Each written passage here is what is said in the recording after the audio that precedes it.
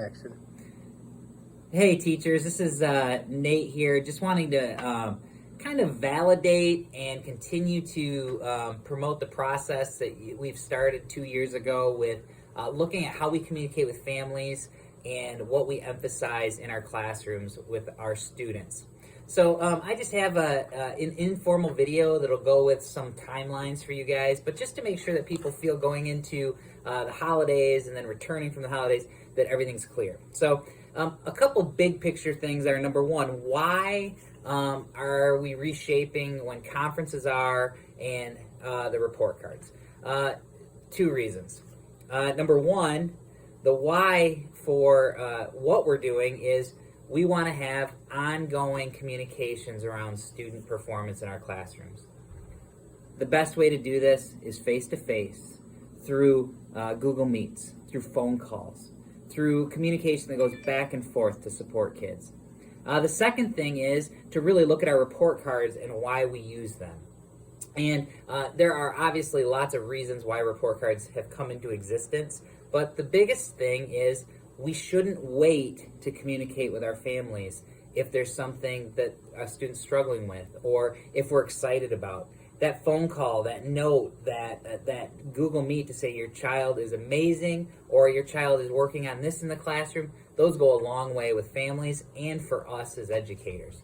So with that being said, let's go over our timelines with some details coming through the semester and into the spring. So just some clear dates.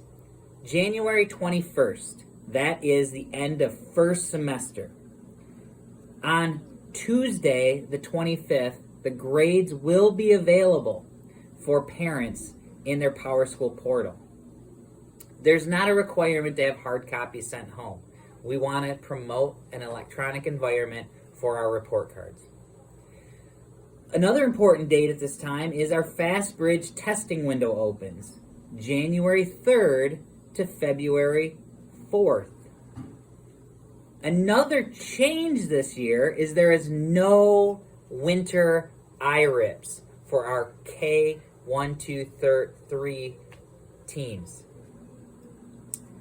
The next thing to pay attention to is the spring conference window, where we meet with every family, either face-to-face, through Google Meets, or through a phone conference. This takes place March 7th through March 25th. During this time, you have access to the progress report that populates through PowerSchool. Maybe it's a narrative that you and your grade level have come up with that you feel communicates the standards that you've targeted over the course of the year to this point, and allows that last 8 weeks of push to the end of the year for improvement for our students. Again, whatever creates partnerships with families around their students' support and progress is the most important and what we want to have ongoing. And then finally, we get into the end of the year. FastBridge window is May 8th to June 3rd. There will be a spring IRIP. We are working on what those dates will look like with the ISD currently, and those will be communicated when they're established. And then finally, a report card will become available to parents at the end of the year on June 10th before we leave. There also will be a report card printed so that the CA60s can still house an end-of-the-year report card. Now, many people have asked, what standards should I report when? All standards should be taught and worked on in the classroom.